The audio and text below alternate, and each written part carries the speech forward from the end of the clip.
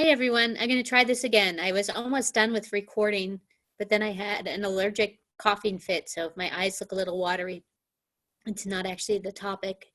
It's the fact that I'm having an allergic reaction to whatever's blooming outside my workspace. Um, I wanted to do just a really brief, couple minutes long introduction to our next unit, which is on death and dying.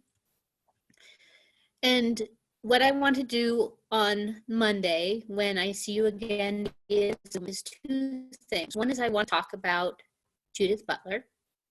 Now, she is a heavy duty philosopher. It's not the easiest reading that you've probably ever had, but I really love this piece and kind of the theoretical background that it gives to mourning. It's not about material culture, but we're going to tie it to the material culture practices.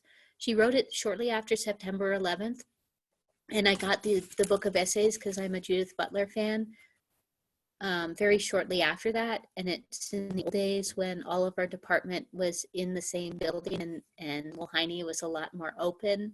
And I just remember reading the essay that I assigned and getting so excited by her ideas that I ran around to my friends' offices and I would read passages. I'm sure they thought I was crazy, but I would read passages from it because I find it really, really powerful.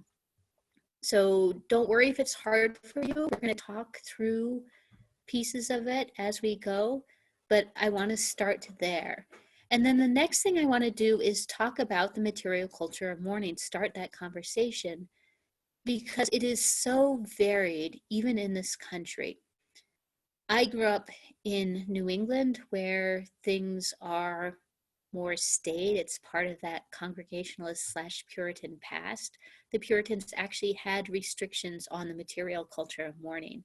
So people weren't supposed to wear really fancy clothing.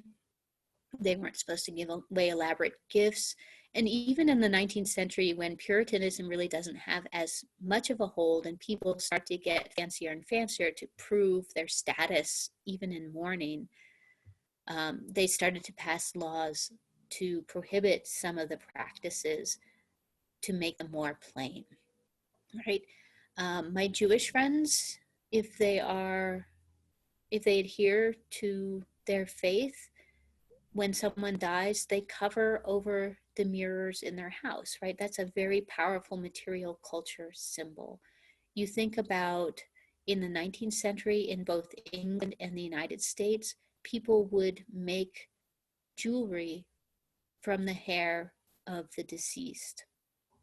If you think about the photos you might have seen, also in the 19th century, in some parts of the United States, people took photographs of their deceased loved ones and kept them in memory, right? It varies in different regions, it varies in different parts of the world, it varies because of religion.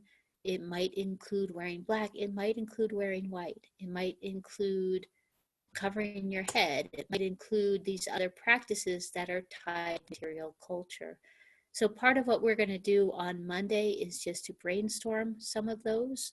On my laptop, I no longer have access to that whiteboard thing, so we'll just have to do it in some other kind of way. And I won't be able to be going into my office anymore because now they're doing asbestos abatement. Great. How many other things can life throw at us?